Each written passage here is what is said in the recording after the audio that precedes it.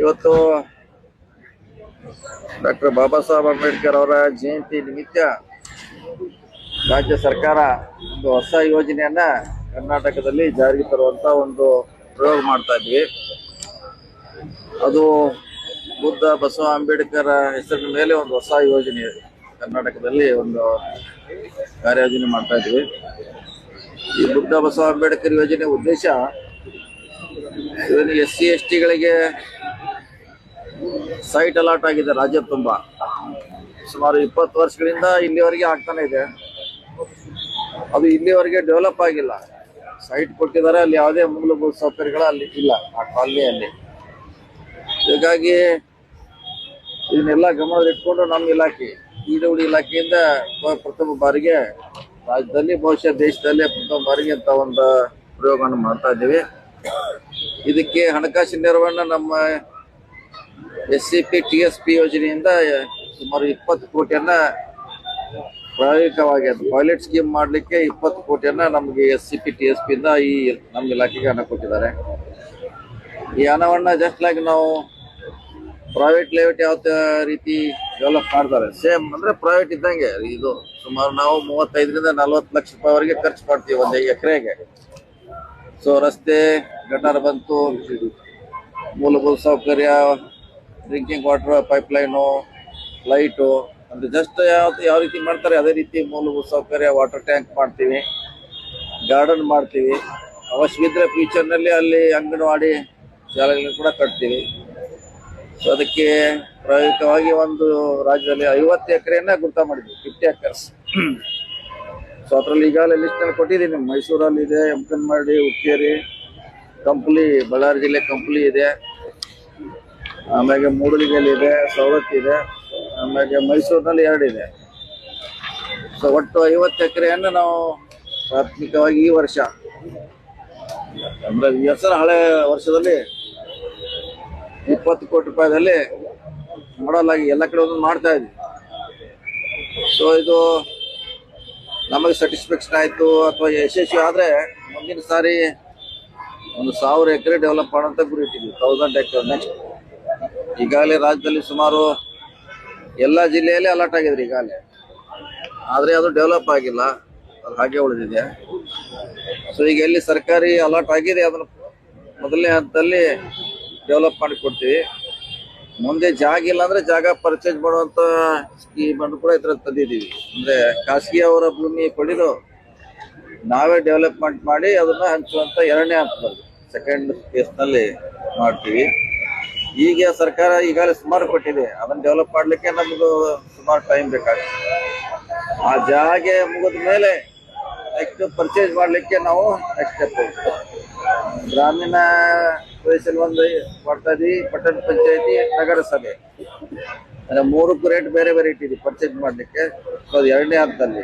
ಈಗ ನಮ್ಮ ಇರೋ ಜಮೀನನ್ನು ಮಾತ್ರ ನಾವು ಡೆವಲಪ್ ಮಾಡ್ತಾ ಇದ್ವಿ.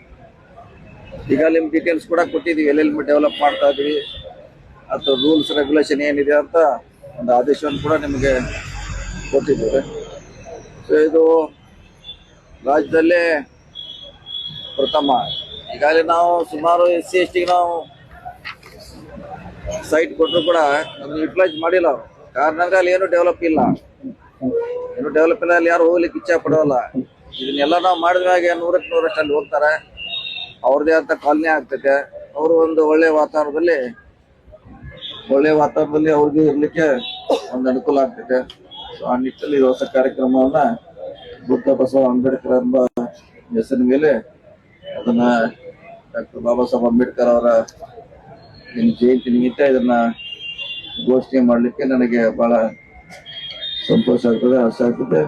ಈ ಕಾರ್ಯಕ್ರಮ ಮಾಡ್ಲಿಕ್ಕೆ ಮುಖ್ಯಮಂತ್ರಿಗಳು, ಪರಿಷತ್ತಿನ ಅಧ್ಯಕ್ಷ ಅವರೇ. ಅದು SC ST ಪರಿಷತ್ ಒಂದು ಸಭೆ ಆಗ್ತದೆ ವರ್ಷಕ್ಕೊಮ್ಮೆ, ಯಾವ ದುಡ್ಡಿಯಲ್ಲಿ ಅಲಾಟ್ ಮಾಡ್ಬೇಕಂತ.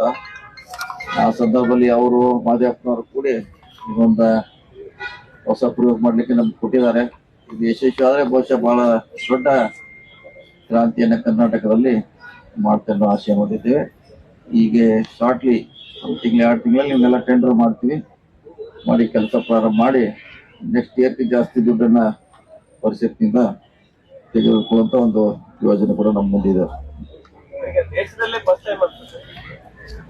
ಈ ತರ ಮಾಡುದು ಸೈಟ್ ಕೊಡ್ತಾರೆ ಯಾವುದೇ ಸರ್ಕಾರ, ಅಲ್ಲಿ ಮೂಲಭೂತ ಸೌಕರ್ಯನ ಯಾರು ಮಾಡೋದಿಲ್ಲ. ಅದೇ ಮಾಡ್ಲಿಕ್ಕೆ ಯಾರು ಕಾರ್ಪೊರೇಷನ್ ಮಾಡ್ಬೇಕಾ, ಪಂಚಾಯತ್ ಅವ್ರು ಮಾಡ್ಬೇಕಾ, ಎಲ್ಲಾ ಕಡೆ ಬಹಳಷ್ಟು ಘರ್ಷಣೆ, ನೀವು ಮಾಡಿ ನಿಮ್ದಿದೆ ನೀವು ಮಾಡಿ ಅಂತ. ಅದನ್ನೆಲ್ಲ ನೋಡೇನ ನಾವು ಸ್ಟಡಿ ಮಾಡಿ ನಾವೇ ಹೆಂಗಾರ SCPTSP ದುಡ್ಡು ಸಾಕಷ್ಟು ಇದೆ, ಅದನ್ನ ನಮ್ಮ ಇಲಾಖೆ ಮೂಲಕ ಇದನ್ನ ಕಾರ್ಯಯೋಜನೆಯನ್ನ ನಾವು ಮಾಡ್ತಾ ಇದ್ದೀವಿ. ಸರ್, ಈಗ ವಸತಿ ಇಲಾಖೆ ಇದೆ, ಆಲ್ರೆಡಿ ಏನಂತಂದ್ರೆ ವಸತಿ ನೀಡುವಂತ ಒಂದು ಇಲಾಖೆ ಇದೆ. ಆದ್ರೆ ನಿಮ್ಮ PWD ಇಂದನೇ ಇಂಥದ್ದೊಂದು ಯೋಜನೆಯನ್ನ ಕೈಗೆತ್ತಿಕೊಳ್ಬೇಕಂತ ಹೇಳಿ ಯಾಕೆ ಅನಿಸ್ಕೊಳ್ತಾರೆ? ಯಾಕಂತಂದ್ರೆ ಅಲ್ಲಿರುವಂತ ಎಲ್ಲ ಕಾನೂನುಗಳು ಇಲ್ಲಿದ್ದಾರೆ. ಭೂಮಿ ಅಕ್ವಿಷನ್ ಮಾಡುವಂತ ಈಗೆಲ್ಲ ಮಾಡ್ತೀವಿ, ರಸ್ತೆಗೆ ಅಕ್ವಿಷನ್ ಮಾಡ್ತೀವಿ DC ಮುಖಾಂತರ. ಸೊ ನಾವು ಕೂಡ ಬಿಲ್ಡಿಂಗ್ ಕಟ್ತೀವಿ, ರಸ್ತೆ ಮಾಡ್ತೀವಿ. ಸೊ ಎಲ್ಲ ಆಲ್ರೆಡಿ ನಮ್ಗೆ ಇಂಜಿನಿಯರ್ಗೆಲ್ಲ ಇವು ಗೊತ್ತಿರುವಂತ ವಿಚಾರ. ಸೊ ಅದೆಲ್ಲ ಈಗ ಅವರು ಯಾರು ಈಗ ಹಂಚಿಕೆ ಮಾಡಿದ್ದಾರೆ, ಈಗ ಆದ್ರೆ ಪೂರ್ಣ ಪ್ರಮಾಣದಲ್ಲಿ ಅಲ್ಲಿ ಡೆವಲಪ್ ಮಾಡೋದು, ಅವರು ಸೈಟ್ ಮಾತ್ರ ಕೊಡ್ತಾರೆ ಅವರು ನಿಮಗೆ. ಅದ್ರಲ್ಲಿ ಯಾವ ರೀತಿಯಿಂದ ಸೌಕರ್ಯ ಇಲ್ಲದ್ರಿಂದ 20 ವರ್ಷವರೆಗೆ ಇಲ್ಲಿವರೆಗೆ ಬಹಳಷ್ಟು ಆಗಿಲ್ಲ, 20 years ಆಯ್ತು. ಕಾರಣ ಅಂದ್ರೆ ಅಲ್ಲಿ ಮೂಲಭೂತ ಸೌಕರ್ಯ ಇಲ್ಲ. ಅದನ್ನೇ ಗಮನಿಸಿ ನಾವು SCPTSP ನಮ್ಮ ಇಲಾಖೆ ಮುಖಾಂತರ ಮಾಡಿ ಮತ್ತೆ ಅವ್ರಿಗೆ ಹ್ಯಾಂಡ್ ಓವರ್ ಮಾಡ್ತೀವಿ. ಯಾವ ಸಂಬಂಧಪಟ್ಟ ಅವ್ರಿಗೆ ಇರ್ತೈತೆ, ನಾವು ಜಸ್ಟ್ ಡೆವಲಪ್ ಮಾಡೋದು ಏಜೆನ್ಸಿ ಅಷ್ಟೇ ಗುರುತಿಸ್ತೀವಿ, ಅದನ್ನ ಡೆವಲಪ್ ಮಾಡ್ತೀವಿ. ಎಲ್ಲ CU ಪತ್ರ ಬರಿತಾ ಇದೀವಿ, ನಿಮ್ಮಲ್ಲಿ ಯಾವ ಆಲ್ರೆಡಿ ಅಲಾಟ್ ಆಗಿದ್ರೆ ಕುಡಿ ಅಂತ. ಈಗ ನಮ್ಮ ಬೆಳಗಾವಿಯಿಂದ 3-4 ಅಲಾಟ್ ಆಗಿದ್ದು ಇದೆ, ಅದನ್ನ ಡೆವಲಪ್ ಮಾಡ್ಲಿಕ್ಕೆ ನಾವು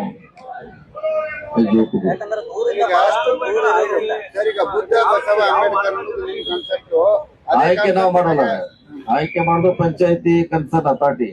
ಅವ್ರಿಗೆ ಎಲ್ಲಿ ಡೆವಲಪ್ ಅಲಾಟ್ ಮಾಡಿರ್ತಾರ ಅಲ್ಲಿ ಹೋಗಿ ಡೆವಲಪ್ ಮಾಡೋರು ಅಷ್ಟೇ. ನಾವು ನಮ್ದು ಹಂಚಿಕೆ ಎಲ್ಲ ಪಾತ್ರ ಇಲ್ಲ. ಆಲ್ರೆಡಿ ಈಗ ಎಲ್ಲ ಕಡೆ ಹಂಚಿಕೆ ಮಾಡಿದಾರೆ, ಈಗ ನಮ್ದೇನ್ ಪಾತ್ರ ಇಲ್ಲ. ನಾವು ಡೆವಲಪ್ ಮಾಡೋರು ಅವ್ರಿಗೆ ಮತ್ತೆ ವಾಪಸ್ ಅವ್ರಿಗೆ ಹ್ಯಾಂಡ್ ಮಾಡ್ತೀವಿ. ಸಂಪೂರ್ಣ ಆಯ್ಕೆ ಅಧಿಕಾರ ಗ್ರಾಮ ಪಂಚಾಯತಿಗೆ ಇರುತ್ತೆ. ಗ್ರಾಮ ಪಂಚಾಯತಿ ಯಾರು ಈಗ ಏನ್ ಮುಂಚೆ ಏನಿದೆ ಅದೇ ಸೇಮ್ ಕಂಟಿನ್ಯೂ ಆಗುತ್ತೆ. ಅದ್ರಲ್ಲೇನು ನಮ್ಮ PWD ಇಲಾಖೆ ಪಾತ್ರ ಹಂಚಿಕೆಯಲ್ಲಿ ಏನಿದೆ.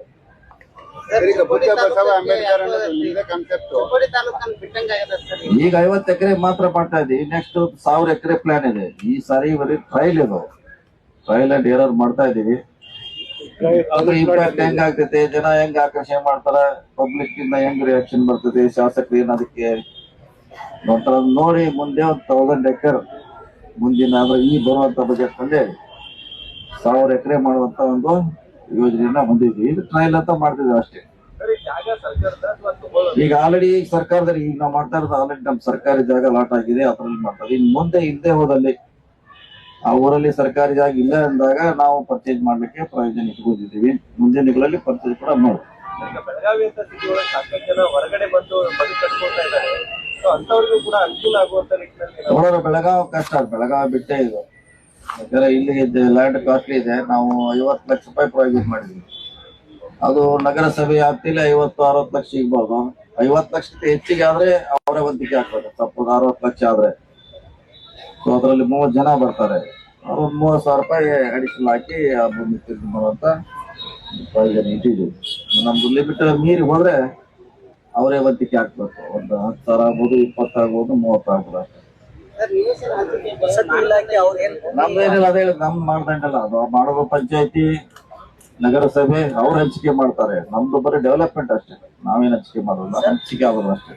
ಸರ್, ಈಗ ಆಲ್ರೆಡಿ ವಸತಿ ಇಲಾಖೆಯಿಂದ ಇದೆ, ಯಾರಿಗೆ ಭೂಮಿ ಇದೆಯೋ ಅವ್ರಿಗೆ ಏನೈತಿ ಅವರೇ ನೇರವಾಗಿ ಅನುದಾನ ಕೊಡ್ತಾ ಇದ್ದಾರೆ. ಅದ್ರ ಮನೆ ಕಟ್ಸ್ಕೊಳ್ಳಿಕ್ಕೆ ಸಹಾಯಧನ ಅವ್ರನ್ನೇನ್ರಿ ಇದ್ರೊಳಗೆ ಇನ್ಕ್ಲೂಡ್ ಮಾಡ್ತಿರ್ತಾರೆ ಸರ್? ಯಾಕಂತಂದ್ರೆ ನಮ್ದು ಜಾಗದ ಅಷ್ಟೇ ಡೆವಲಪ್ಮೆಂಟ್, ಮನೆ ಕಟ್ಟಲಿಕ್ಕೆ ಈ ಯೋಜನೆ ಅವ್ರು ಉಪಯೋಗ ಮಾಡ್ಕೋಬಹುದು. ಈಗ ಅಷ್ಟೇ ಅಂಬೇಡ್ಕರ್ ಏನ್ ಯೋಜನೆ ಅದಲ್ಲ, ಇದನ್ನ ತಂದು ಅಲ್ಲಿ ಹಾಕ್ಬೋದು. ಅವರು ಸ್ವಲ್ಪ ದುಡ್ಡು ಸೇರಿಸಿದ್ರೆ ಒಳ್ಳೆ ಮನೆ ಕಟ್ಕೋಬಹುದು. ಬೇರೆ ಸ್ಕೀಮ್ ಮನೆಗಳೆಲ್ಲ ಅಲ್ಲಿ ಹಾಕ್ಲಿಕ್ಕೆ ಅವಕಾಶ ಇದೆ.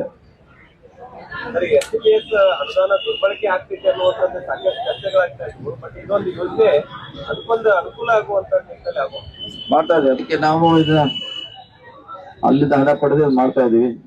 ಇದು ಸಕ್ಸಸ್ ಆದ್ರೆ ಮುಂದೆ ಇನ್ನೂ ಹೆಚ್ಚಿನ ದೊಡ್ಡ ಪ್ರಮಾಣದಲ್ಲಿ ಮಾಡುವಂತ ಈ ವರ್ಷದ ಹೊಸ ಬಜೆಟ್ ಅಲ್ಲಿ ನಮ್ದು ಚಿಂತನೆ ಇದೆ. ಅದರ ಮುಖ್ಯಮಂತ್ರಿಗಳು ಸರ್ಕಾರ ಗಮನಕ್ಕೆ ತರುವಂತ ಪ್ರಯತ್ನ ಮಾಡ್ತೀವಿ. ಸರ್, ಈಗ ಹಂಚಿಕೆ ಮಾಡುವಂತ ಸಂದರ್ಭದಲ್ಲಿ ಅವ್ರು ಏನಾದ್ರೂ ಪ್ರಾಥಮಿಕವಾಗಿ ಏನಾದ್ರು ಅವ್ರ ವಂತಿಕೆಯನ್ನ ಕಟ್ಟಬೇಕಾ ಅಂತ ಇದರಲ್ಲಿ ಡಿಟೇಲ್ ಆಗಿ ಬಂದಿದ್ದೀವಿ. ಅದು DC ಅವ್ರಿಗೆ ವಂತಿಕೆಯನ್ನ ಕಟ್ಟಬೇಕು. DC ಅವ್ರಿಗೆ ಈಗ DC ಅವ್ರು ಪೇಮೆಂಟ್ ಮಾಡ್ತಾರೆ. ಸೊ ನಮ್ಮ ಹೆಚ್ಚಿಗೆ ಆದ್ರೆ ಆ ಡಿ ಸಿ ಅವ್ರ ಕಡೆ ಬಂದು ಅವರು ಪಂಚಾಯತಿ ಅವರು ಸಂಬಂಧಪಟ್ಟವರು ಹೆಚ್ಚಿಗೆ ರಿಮೈಂಡ್ ಅಮೌಂಟ್ ಅವ್ರಿಗೆ ಕಟ್ಟರೆ ಅದನ್ನ ಅದು ಓನರಿಗೆ ಪೇಮೆಂಟ್ ಡಿ ಸಿ ಅವರು ಮಾಡ್ತಾರೆ. ಈಗ ಬುದ್ಧ ಬಸವ ಅಂಬೇಡ್ಕರ್ ನಿಮ್ ಸಿದ್ಧಾಂತ ನಿಮ್ ಕಾನ್ಸೆಪ್ಟ್ ನಿಮ್ ಯೋಜನೆನೂ ನಿಮ್ದೇ ಕಾನ್ಸೆಪ್ಟ್ ಅಂತ ಸರ್ಕಾರಕ್ಕೆ ಹೌದು, ನಮ್ದೇ ನಮ್ಮ ಯೋಜನೆ. ನಾವು ಯಾಕಂದ್ರೆ ಸುಮಾರು ಕಡೆ ಪ್ರವಾಸ ಮಾಡಿದಾಗ ಇಂತಲ್ಲಿ ಅಲರ್ಟ್ ಆಗಿದೆ 10 ವರ್ಷದಿಂದ 20 ವರ್ಷದಿಂದ ಯಾರು ಹೋಗಿಲ್ಲ ಅಲ್ಲಿ ಅಂತ ಕೇಳ್ತೀವಿ. ನಮ್ಮ ಜಿಲ್ಲೆಯಲ್ಲಿ ಕೂಡ ಅಂತ ಇದೆ. ನಮ್ಮ ಜಿಲ್ಲೆಯಲ್ಲಿ ಕೂಡ 20 ವರ್ಷದಿಂದ ಯಾರು ಹೋಗಿಲ್ಲ. ಕಾರಣ ಅಂದ್ರೆ ಅಲ್ಲಿ ಏನೂ ಇಲ್ಲ. ಊರಿಂದ 1 ಕಿಲೋಮೀಟರ್ 2 ಕಿಲೋಮೀಟರ್ ದೂರ ಇರ್ತದೆ. ಅಲ್ಲಿ ಯಾವುದೇ ಮೂಲಭೂತ ಸೌಕರ್ಯ ಯಾರು ಹೋಗಲ್ಲ. ಎಲ್ಲ ನಾವು ಸೌಕರ್ಯ ಮಾಡಿಕೊಟ್ಟಾಗ ಖಂಡಿತವಾಗಿ ಅಲ್ಲಿ ಹೋಗ್ತಾರ. ಹೊಸ ಅವರ ಬದುಕು ಪ್ರಾರಂಭ ಆಗುತ್ತೆ ನಮ್ಮ ಕನಸಿದೆ.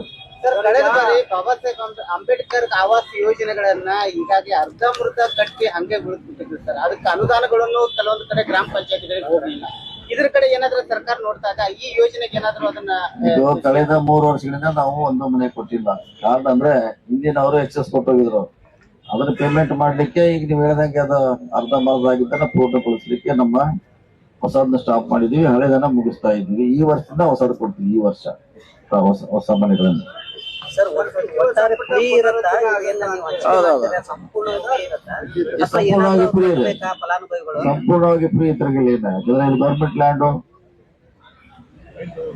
ಲ್ಯಾಂಡ್ ಡೆವಲಪ್ಮೆಂಟ್ ನಾವು ಕೊಡ್ತೀವಿ. ಇನ್ನು ಪರ್ಚೇಸ್ ಮಾಡ್ರು ಕೂಡ ಅದಕ್ಕೊಂದು ಲಿಮಿಟೇಷನ್ ಇದೆ. ಜಾಸ್ತಿ ಆದ್ರೆ ಅವ್ರು ಹಾಕ್ಬೇಕು. ಇಲ್ಲಾಂದ್ರೆ 20 ಲಕ್ಷದಾಗ ಎಕರೆ ಸಿಕ್ಕರೆ ಅವ್ರೇನ್ ಹಾಕೋದು ಅವಶ್ಯಕತೆ ಇಲ್ಲ. ನಾವು ಮಾಡ್ತೀವಿ.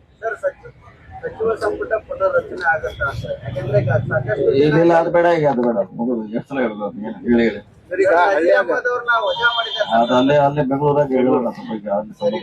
ಇದು ಇಂಪಾರ್ಟೆಂಟ್ ಇದೆ. ಇದನ್ನ ಮಾಡೋಣ ಫಸ್ಟ್. ಸರ್, ಈಗ ಹಳ್ಳಿಯಾಗ ಸರ್ಕಾರಿ ಜಾಗನೂ ಸಿಗ್ತಾವು, ಬಡವ್ರಿಗೆ ಅನುಕೂಲ ಮಾಡಿ ಕೊಡ್ಬೋದು. ಈಗ ಸಿಟಿ ಲೆವೆಲ್ಗೆ ಬೆಳಗಾವಂತ ಸಿಟಿ ಒಳಗೆ ಬಹಳಷ್ಟು ಜನ ಬಡವರು ವಂಚಿತರಾಗ್ತಾ ಇದ್ರು. ಅವ್ರಿಗೆ ನಿವೇಶನೂ ಇಲ್ಲ, ಅವ್ರ ಮನೆ ಕಟ್ಕೊಳಕ ಅದು ಖರೀದಿ ಮಾಡಕ್ಕೂ ಸಾಧ್ಯ ಇಲ್ಲ. ಸಿಟಿ ಲೆವೆಲ್ದಾಗ ಏನಾದ್ರು ಅದನ್ನ ನೋಡೋಣ. ಈಗ ನಾವು ನಗರಸಭೆ ಮಟ್ಟ ಅಲ್ಲಿವರೆಗೆ ಬಂದಿದ್ದೀವಿ. ಗ್ರಾಮ ಪಂಚಾಯತಿಯಲ್ಲಿದೆ, ಪಟ್ಟಣ ಪಂಚಾಯತಿಗೆ ಪ್ರಾವಿಷನ್ ಮಾಡಿದೀವಿ, ನಗರಸಭೆ ಮಾಡಿದೀವಿ.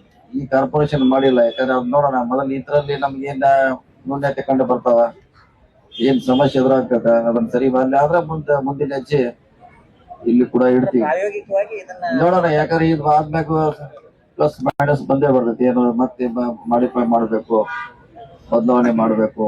ನಾವೀಗ ಗ್ರಾಮ ಪಂಚಾಯತಿಗೆ 20 ಲಕ್ಷ ಇದೆ ಖರೀದಿಗೆ, ಪಟ್ಟಣ ಪಂಚಾಯತಿಗೆ 40 ಲಕ್ಷ ಇದೆ, ನಗರಸಭೆಗೆ 50 ಲಕ್ಷ ರೂಪಾಯಿ ಇದೆ ಪರ್ಚೇಸ್ ಲ್ಯಾಂಡ್. ಸೊ ಕಾರ್ಪೊರೇಷನ್ ಇನ್ನು ವಿಷಯ ಅಂತಂದ್ರೆ ಇದು ನೋಡೋಣ. 1 ವರ್ಷ ಯಾವ ರೀತಿ ಕೆಲಸ ಮಾಡ್ತೈತಿ ಇದು ಯೋಜನೆ ನೋಡಿ ಮುಂದಿನ ಸ್ಟೆಪ್ ಅನ್ನ ಇಡ್ತೀವಿ. ಈಗ ಸಾಕಷ್ಟು ಯೋಜನೆಗಳು ಕೆಳ ಹಂತದವರೆಗೂ ಕೂಡ ತಲುಪಂಗಿಲ್ಲ ಅನ್ನುವಂಥದ್ದು. ನೀವೇನಾದ್ರೂ ಈ ಒಂದು ಯೋಜನೆ ಒಳಗೆ ಹೊಸ ಪ್ಲಾನ್ ಅನ್ನ ಮಾಡ್ಕೊಳ್ತಾ ಇದ್ದಾರೆ? ಯಾಕಂದ್ರೆ ಇದ್ದವರೇ ಸ್ವಲ್ಪ ಇನ್ಫ್ಲೂಯೆನ್ಸ್ ಬಳಸಿ ಅವನ್ನ ತಗೊಳ್ಳುವಂತದ್ದು ಆಗ್ತಾ ಇದೆ ಸರ್ ಕಡೆಗಳಲ್ಲಿ. ಅಲ್ಲ, ಅದ್ರಲ್ಲೇ ನಮ್ಮ ಪಾತ್ರ ಇದೆ. ಇದು ಆಯ್ಕೆ ಮಾಡುದು ಗ್ರಾಮ ಪಂಚಾಯತಿ, ನಗರಸಭೆ, ಪಟ್ಟಣ ಪಂಚಾಯತಿ ಮಾಡ್ತಾರೆ. ಅವ್ರಿಗೆಲ್ಲ 1-2 ಎಕರೆ ಕೊಡ್ತಾರೆ ಅಷ್ಟು.